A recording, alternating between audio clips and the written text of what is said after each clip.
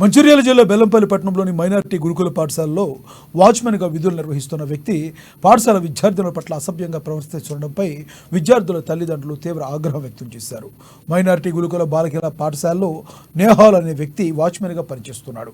అతను గత 15 రోజులుగా సాయంత్రం వేళ మద్యం సేవించి వచ్చి విద్యార్థులను తాకడం, ఎక్కడ పెడితే అక్కడ చేతులు వేసి ఇబ్బంది పెడుతుండటంతో తల్లిదండ్రులకు ఫిర్యాదు చేశారు.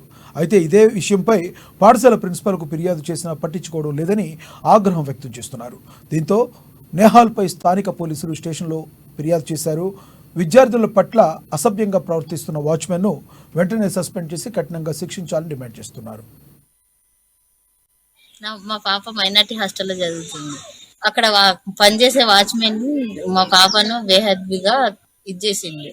చేయి బట్టి ఇగ్గడం, వెనక నుండి వచ్చి నడుము పట్టడం, గిల్లడం అలా జరుగుతుంది. అది ప్రిన్సిపల్ మేడంకు చెప్పడం జరిగింది, కానీ ప్రిన్సిపల్ మేడం పట్టించుకోవడం లేదు. ఆమెకు అసలు ఏం అర్థం కానట్టు చేస్తుంది. టీచర్స్ కూడా ఏం అలౌట్ చేస్తలేరు. కాబట్టి మేము పోలీస్ స్టేషన్లో కూడా కంప్లైంట్ చేసిన 1 టౌన్లో మంది పిల్లలు కూడా సాక్షి సంతకాలు పెట్టిండ్రు. వాళ్ళకు కూడా ఇట్లనే జరుగుతుందట 15 రోజులు 20 రోజుల నుండి. సాయంత్రం కాగానే ఆ మనిషి మాత్రం తాగి వచ్చి ఆ పిల్లల్ని అట్లా బిహేవ్ చేస్తుండ్రట. మా పాప మైనార్టీ హాస్టల్లో చదువుతుంది. అక్కడ పనిచేసే వాచ్మెన్ మా పాపను బేహద్దుగా ఇచ్చేసింది. చేయి బట్టి ఇగ్గడం, వెనక నుండి వచ్చి నడుము పట్టడం, గిల్లడం అలా జరుగుతుంది.